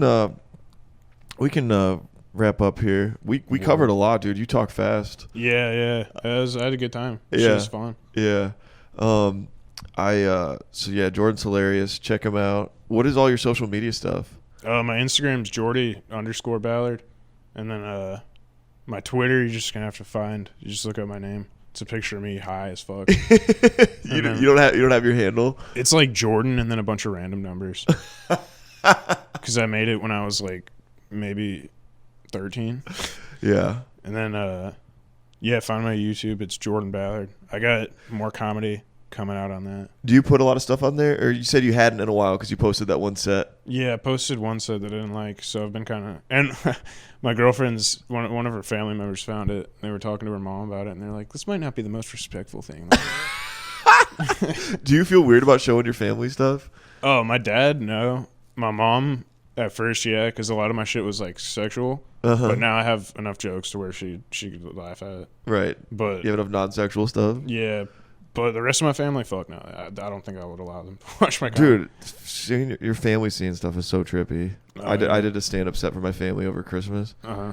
I didn't want to do it. Yeah. My dad signed me up for this open mic. Oh, shit. And like I didn't know what to expect. It was like a music open mic where it was like all bands, and like I was like the only comic, and I opened.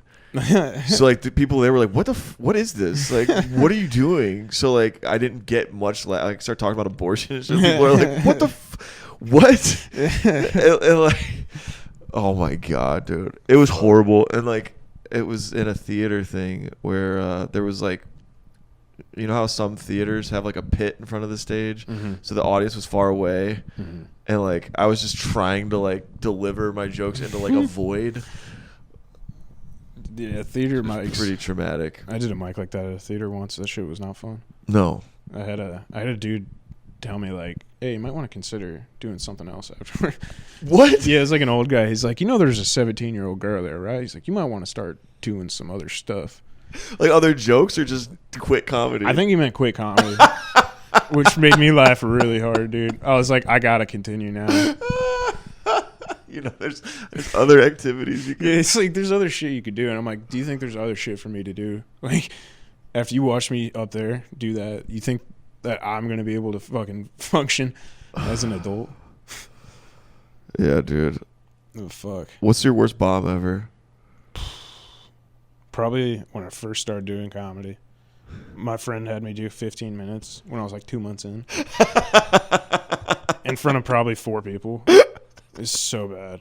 Like, dude, it was so bad. 15 minutes? Yeah, it was like 2 months into comedy. Like, I didn't even have a solid 5 yet. Oh, fuck. It was good. Yeah. Do you still do the joke where you lift your shirt up and... Nah. That was hilarious. Yeah, I liked that joke. What did you say? What's the joke? It was like my skin looks all fucked up. It's different colors. So I think I'm turning Puerto Rican or something to that degree. I wonder when that was the first joke I ever saw you do at Comedy Zone. You just walked up there, lifted your shirt up in the audience. Yeah, that was like right after quarantine. Yeah, I didn't even know shit yet. Yeah, but fuck, I want to come back here and rip it up on a Thursday sometime. Yeah, dude, you need to. Comedy Zone's a fun stage. It's still hit and miss though in terms of audience turnout. Like it's the best stage, but it's like, you could have like 10 people. Yeah. And then like 20 comics.